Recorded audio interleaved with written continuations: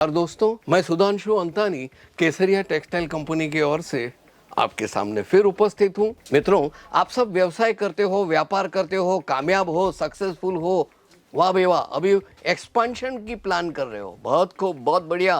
केसरिया textile company आपके साथ है, कंधे से कंधा मिला के।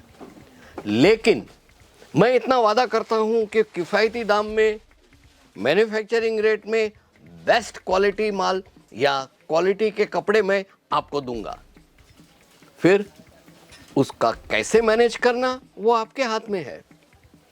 जी हाँ दोस्तों, आपको एकदम सरप्राइज हुआ ना कि ये कैसे सब आपने कस्टमर के कंधे पे डाल दिया। नहीं सर, ये कंधे पे डालने से पहले मैं आपसे कुछ बात करना चाहता हूँ। जो आज का विषय है वो है मैनेजमेंट। आए दिन हम शादी करते हैं, ब्याह करते हैं और नया गृहस्थी शुरू करते हैं।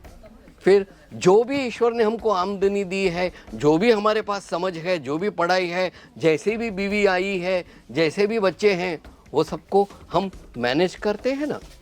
बस यही चीज़ पे आपको एक छोटी सी बात बताना चाहता हूँ। दोस्तों, मैनेजमेंट दो तरीके से होगा। पहला है सेल्फ मैनेजमेंट। आप अपने आप को मैनेज कीजिए।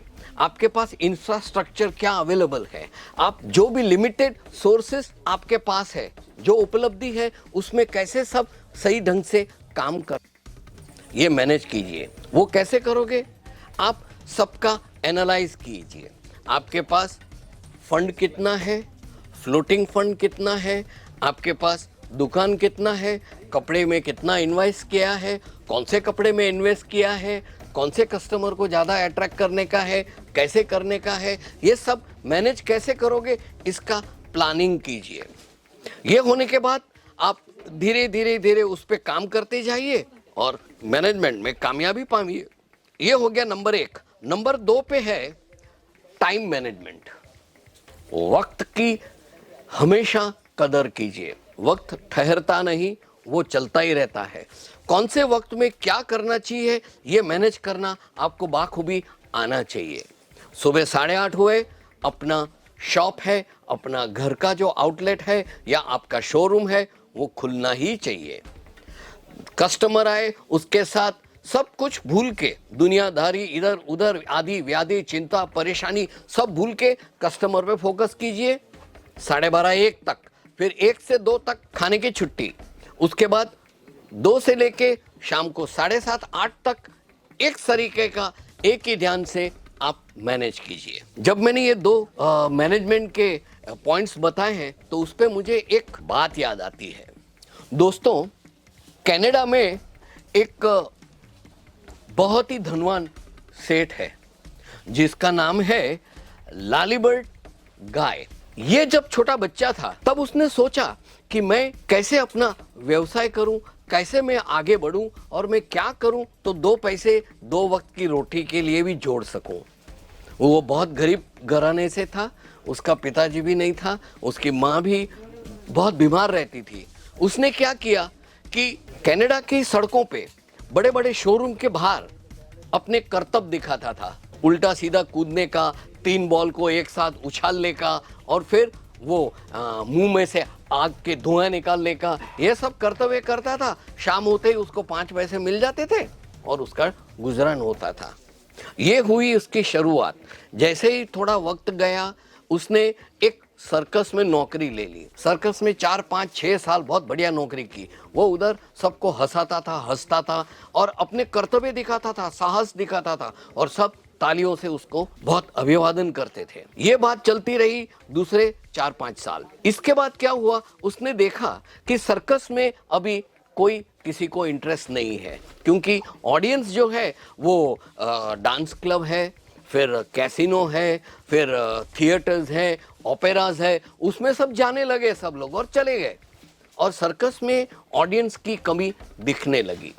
ये चिंतित हो गया। उसने सोचा कि अगर ये भी मेरा व्यवसाय चला गया तो मैं आए दिन गुजरान कैसे चलाऊंगा, और अभी मैं 20 22 23 साल का हो गया हूं, मैं आगे कैसे बढ़ूंगा। दोस्तों, यहाँ पे उसने सेल्फ मैनेजमेंट का कार्य शुरू किया। उसने अपने कार्य को एनालाइज किया और ये भी पता लगाया कि उसके पास ऑडियंस क्यों कम आते हैं, कैसे उसको आकर्षित किया जाए। उसने बहुत व्यवस्थित प्लानिंग, सोच और पेपर पे लिखते लिखते उसने एक आइडिया, देखो जैसे केसरिया टेक्सटाइल कंपनी में है ना, नई सोच नई दिशा, उसी तरह से उसने एक नई सोच लेके आया जो उसको लेके गया नई दिशा में। उसने क्या किया, एक वही सर्कस के तंबू के नीचे छोटा सा थिएटर भी रखा, ओपेरा भी रखा, डांस क्लब भी रखा और साथ में सर्कस के कर्तव्य भी दाई। धीरे धीरे उसने वो शुरू किया तो ऑडियंस जो चली गई थी वो वापस आकर्षित होके एक ही छत के नीचे आने लगे। नहीं तो क्या था कि आज इधर गए, शाम के बाद उधर गए, रात को उधर गए, ऐसे 3-4 जगह जाना पड़ता था। उसकी जगह वो एक ही जगह पे आ गए और उसने एक ही छत के नीचे शुरू किया। दोस्तों, ये था इसकी सेल्फ मैनेजमेंट और सोच के कारण एक नई दिशा दी।